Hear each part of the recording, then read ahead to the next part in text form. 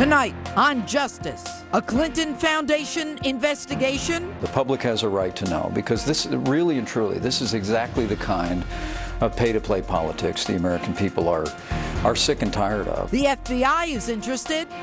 The Justice Department, not so much.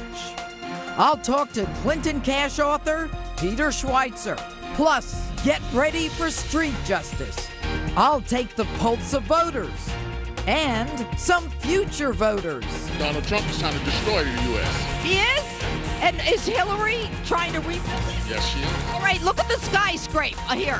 Who the hell built this skyscraper? Not Hillary. Justice starts now.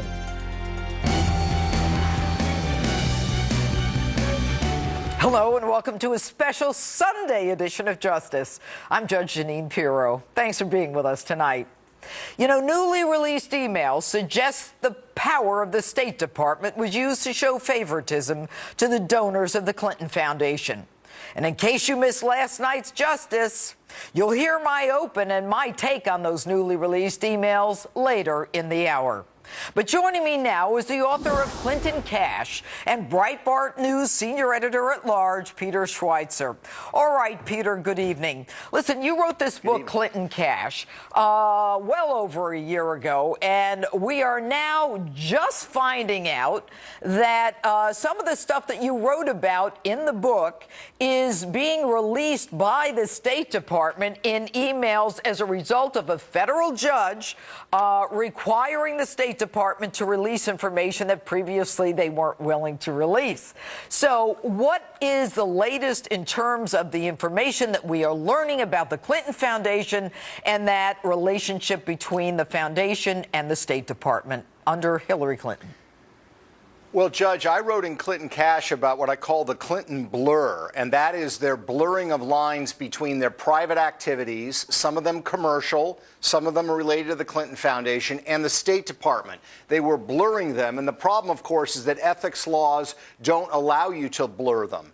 The emails that are now coming out as a result of the work of Judicial Watch and also Citizens United are confirming that, contrary to the agreement Hillary Clinton made with Barack Obama, that there would be no overlap between the two, that indeed favors were done and access was given to Clinton Foundation donors by senior State Department officials. So this indicates the kind of pay-to-play that I wrote about in Clinton Cash. And you know, what's interesting, Peter, is that we would not have found out about this, that the MOU that was signed right before Hillary Clinton became Secretary of State, that she signed with Barack Obama, she swore that this was not the kind of thing that would happen. I'm curious as to whether or not, when Hillary handed over her emails that she said were work-related, whether or not the email that involved Cheryl Mills and the request for her email addresses that we just heard about was ever turned over. Do you know what the answer to that is? My understanding is that Judicial Watch is saying that these emails were not turned over and that this is just another number of emails to add to the long list that were not turned over. So, you know, Judge, to put this into perspective, Barack Obama, to his wisdom, required Hillary Clinton, before she became Secretary of State, to sign that memorandum of understanding you're talking about. We now know that two planks of that they completely violated. Number one, they said they were going to turn over all the names of all the donors on an annual basis to the Clinton Foundation. We now know that there's at least 1,100 that they have still not disclosed. So we still don't know who the names of all the people giving them money. And the second one is precisely this. She said there would be no overlapping of the two, and clearly that is happening in this new batch of emails. Complete violation of her agreement with Barack Obama. And you know what's interesting is, and I have the memorandum of understanding that was signed in December of 2008. I mean, clearly what the president wanted at that time was to make sure that there was no funny business. I mean, they pretty much anticipated that there would be, given the Clintons' history. I wonder if the president, forget about his expecting it, is upset now that he realizes that this was going on under his nose in his own State Department that was being used to involve favors for people like Gilbert Chagoury. Now, this guy's a money launderer, convicted of that in Switzerland. Tell us about him. Yeah, I mean, Gilbert Chagoury, and this shows and highlights the problem with the Clinton Foundation. We're all used to the fact that people on Wall Street will raise money for a politician. They want access and favors in return. But foreign nationals can't do that. They can't give to campaigns.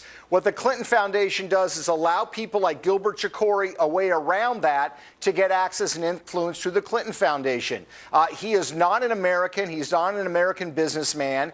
He is of Lebanese background, a citizen of Nigeria, and you rightfully pointed out, charged and convicted of money laundering and aiding and abetting a criminal enterprise. What he did was help the dictator of Nigeria, a guy named Abacha, literally smuggle billions of dollars of the Nigerian people's money out of the country and put them into Swiss bank accounts. Okay. And he was given access by Doug Band and the State Department to U.S. policymakers on Middle Eastern policy. All right. He was given access to the State Department, and they contacted through the foundation after he gave him between $1 and $5 million. Clearly no wall between the State Department and the Clinton Foundation. Anyway, Peter Schweitzer, got to run on that one. Thanks so much for being with us. Great book. Everything you said is coming to fruition. All right. And joining me now, one of my favorite people to battle it out with. So everybody brace yourselves. Liberal radio show host Coco Sudek. Okay, Coco, we now know from these newly released emails from the State Department that that wall that Hillary Clinton promised would be, you know, separate the foundation from the State Department wasn't a wall at all. In fact, it was probably a doormat so that you could walk in between the State Department.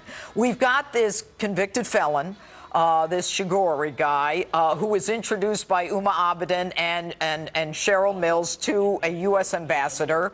We also find out that there's a FOIA request for information that we didn't know about that would have disclosed the email system that Hillary was using, and they denied having one. Aren't you a little bit concerned about the uneasy relationship between money and the U.S. government as it relates to the Clintons? Judge, not in this case. I'm not at all. Thanks for having me on. Happy Sunday. Look, there was an absolute wall. Doug Band sent that email to Huma Abedin asking Huma Abedin to contact the ambassador on Chagoury's behalf. Chagoury is a Lebanese, was born in Lebanon, and contributes money to protect Christians in Lebanon. But here's the thing. Chagoury has not talked to Hillary Clinton since 2006, when she was a senator, not Secretary of State. Chagoury never talked to the ambassador, and nothing really ever happened, which is too bad, because what Chagoury was trying to do, according to everybody who knows really anything about this, he was trying to pass his insights along about the election in Lebanon and how to protect the Christians in Lebanon, which I think is a cause which you would appreciate. Well, let me tell you why you're wrong. Number one, this guy who is a convicted felon, who is known as a shyster, was supporting Michael Aoun, who is part of Hezbollah in Lebanon, number one. He has said that the money for the foundation was used for the people of Africa and not for the Christians of Lebanon, and that is a quote. And just so you know, he was contributing money to the organization for an event in Florida, so he didn't have to contribute to the Clintons up to $500,000. So the fact that Uma Abedin, just to put a cap on this, is the one reaching out to an ambassador, she's the one on the private server, and this was not released through Hillary's emails. They hid it. You know why? We found out about this through the State Department. The reason why it wasn't released on Hillary's emails is because Hillary Clinton was not a party to any of these emails. And those emails that she released were from her email list, from her emails. But let me tell you something. And so there's no reason why it should have been. But more importantly, let's look at this. You guys are convicting You guys are convicting the Clintons and going and scavenging for the evidence. The thing is, in this case, there was no pay-to-play. This was networking between people who know each other. He got the entree. The fact that they didn't meet is irrelevant. There was no entree. There was no communication. The entree is Doug Band says this guy's a big contributor. Uma Abedin says, I'll get right to it.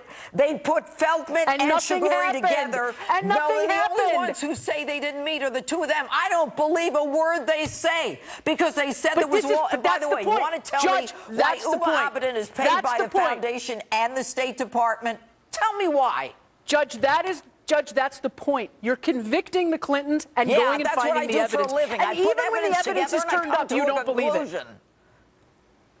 Judge, you're a judge. You know that you look for evidence. Look, here's the great thing. What's going to happen is the Republicans are going to spend another couple of $100 million investigating the Clintons. Nothing's ever going to come of it. No. You're going to waste your time. No, the Republicans are going to waste taxpayer money.